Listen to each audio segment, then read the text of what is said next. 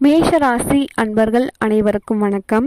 நீங்கள் எதிர்பார்க்காத அளவுக்கு உங்களுக்கு ஒரு மிகப்பெரிய வெற்றி, உங்கள் வாழ்க்கையில் ஒரு மாற்றம் நிகழப்போகுது அப்படின்னா நீங்கள் என்ன வேணால் பண்ணுவீங்க.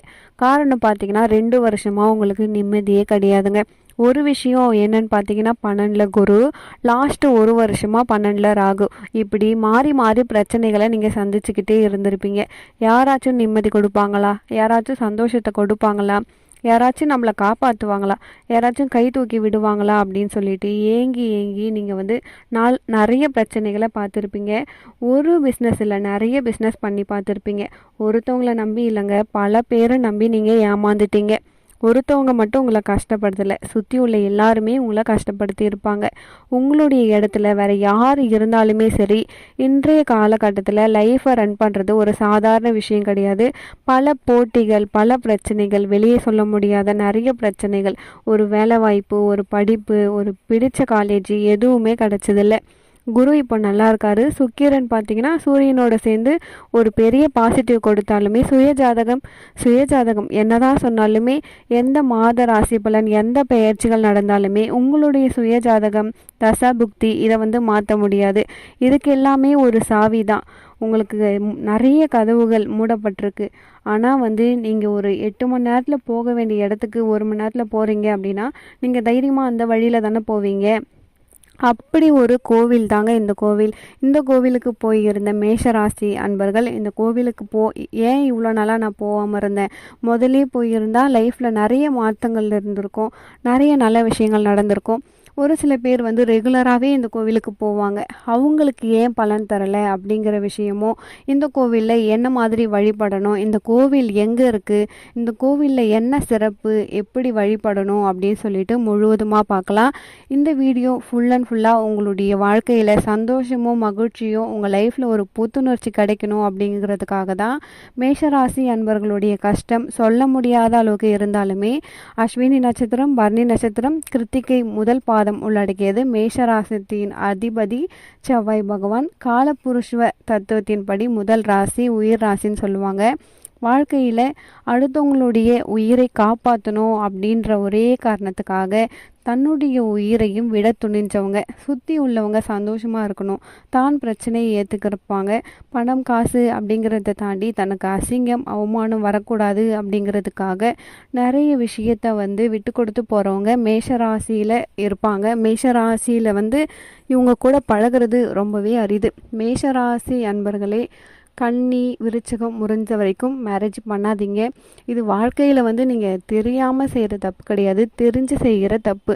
இதிலிருந்து நீங்கள் விமோச்சனம் பெறணும் அப்படின்னா, ஏன்னா இது ஆணாக இருந்தாலும் பெண்ணாக இருந்தாலுமே, இப்போது இந்த கோவிலை பற்றி சிறப்புகள் சொல்கிறதுக்கு முன்னாடி உங்களுக்கு என் சேனலை நீங்கள் ஃபஸ்ட் டைமாக பார்க்குறீங்க அப்படின்னா மறக்காமல் சப்ஸ்கிரைப் பண்ணிக்கோங்க.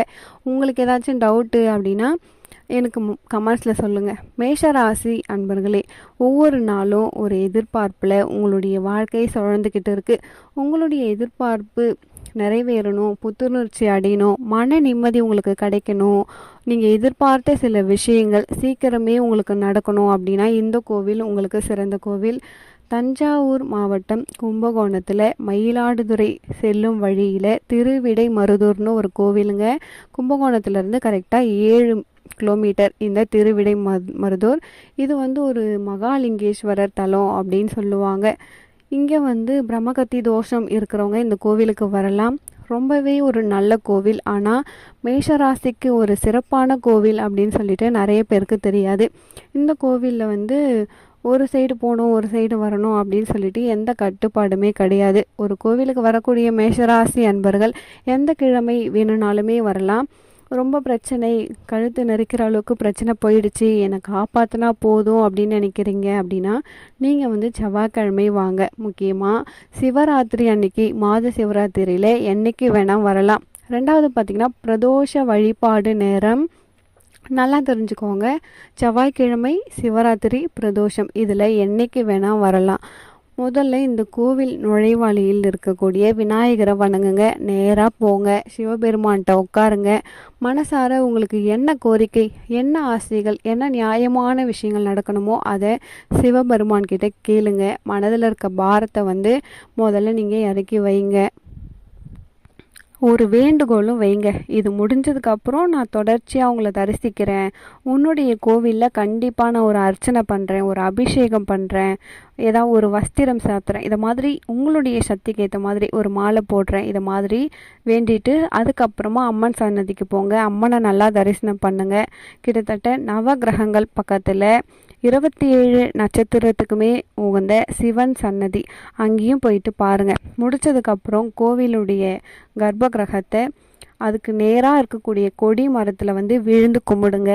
நல்லா தெரிஞ்சுக்கோங்க, உங்களுடைய மனசில் என்ன விஷயங்கள் இருந்தாலும் சொல்லுங்கள். நீங்கள் அழணும்னு நினச்சா கூட இந்த கோவிலில் போயிட்டு அழலாம், தவறே கிடையாதுங்க. அவ்வளவு சிறப்பான ஒரு விஷயம் ஒவ்வொரு மேஷராசி அன்பர்களுக்குமே இந்த கோவிலில் நடக்கும்.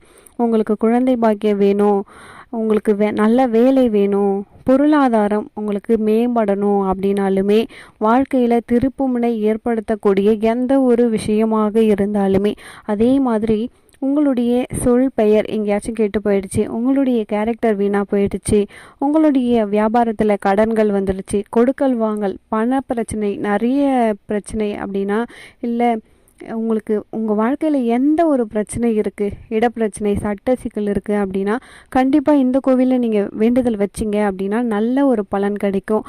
அதையும் தாண்டி இந்த கோவிலில் நீங்கள் முக்கியமாக வணங்க வேண்டிய ஒரு விஷயம் என்ன அப்படின்னு பார்த்தீங்கன்னா, இந்த கோவிலில் இருக்க ஸ்தல வரலாறு, இதை நீங்கள் படிங்க. இந்த ஸ்தல வரலாறு படிக்கக்கூடிய மேஷராசி அன்பர்களுக்கு எவ்வளோ பெரிய கர்மா இருந்தாலுமே சரி, உங்கள் அப்பா அம்மா கர்மாவாக இருந்தாலும், பித்ருதோஷமாக இருந்தாலும், ஜாதகத்தில் என்ன விதமான தோஷம் இருந்தாலுமே, நீங்கள் இந்த கோவில் ஸ்தல வரலாறை படிக்கும் பொழுது அந்த கோவில்கிட்டேயே உங்களுடைய கர்மாவை இறக்கி வச்சிட்டிங்க அப்படின்னு அர்த்தம். இந்த வீடியோவை பார்க்கக்கூடிய ஒவ்வொரு நபருமே இந்த ஸ்தல வரலாறை படித்து பாருங்கள். படித்து முடிக்கும் பொழுதே உங்களுக்கு ஒரு பாசிட்டிவான ஒரு விஷயம் கிடைக்கும். இந்த கோவில் ரொம்பவே பிரசித்தி பெற்ற கோவில். இங்கே இருக்க நந்தி பார்த்திங்கன்னா, தஞ்சாவூர் பெரிய கோவிலில் இருக்கக்கூடிய அந்த அளவுக்கு இருக்கும். சிவனை மறைச்சு நின்று பார்ப்பாரு. காரணம், இந்த கோவிலில் நந்தியை தாண்டி தான் நீங்கள் சிவனை வணங்கணும் அப்படிங்கிற கட்டாயம் இருக்குது. ரெண்டாவது முதல் தடவை செல்லக்கூடிய அனைத்து மேஷராசி அன்பர்களுக்குமே நீங்கள் இந்த கோவிலில் அர்ச்சனை பண்ணுறது ரொம்பவே ஒரு சிறப்பானது. அடுத்ததாக கடைசியாக ஒரு விஷயம், மேஷராசி அன்பர்களுக்கு யார் சொன்னாலுமே பரவாயில்ல, உங்களுக்கு மனதில் என்ன தோணுதோ அதை மட்டும் இந்த கோவிலில் செய்யுங்க. நீங்கள் நிறைய யோசிச்சுட்டு இந்த கோவிலுக்கு போனால் அடுத்த கோயிலுக்கு போகக்கூடாது, அடுத்த கோயிலுக்கு போனால் இந்த கோயிலுக்கு போகக்கூடாது, இந்த கோயிலில் அப்படி செய்யணும் இப்படி செய்யணும் அப்படின்னு எதுவுமே கிடையாது. நீங்கள் இந்த கோவிலில் காலடி எடுத்து வைக்கிறீங்களே, அதுவே உங்களுக்கு நல்லது தான். இந்த கோவில் உங்கள் வாழ்க்கையில் உங்களுக்கு மிகப்பெரிய திருப்புமுனையை ஏற்படுத்தும். உங்கள் மனதில் இருக்கக்கூடிய சந்தேகங்களை முடிவுக்கு கொண்டு வரும், நிம்மதி கிடைக்கும். உங்களுடைய வெளியூர் பயணங்கள், வெளிநாட்டு வாழ்க்கை எல்லாமே சுபிக்ஷமாக ஏற்படுத்தி தரும். உங்களுக்கு ஏதாச்சும் டவுட் இருந்தால் மறக்காமல் கமெண்ட் பாக்ஸில் சொல்லுங்கள். வீடியோ பிடிச்சிருந்தால் லைக் பண்ணுங்கள். மறக்காமல் என் சேனலை சப்ஸ்கிரைப் பண்ணிக்கோங்க. நன்றி.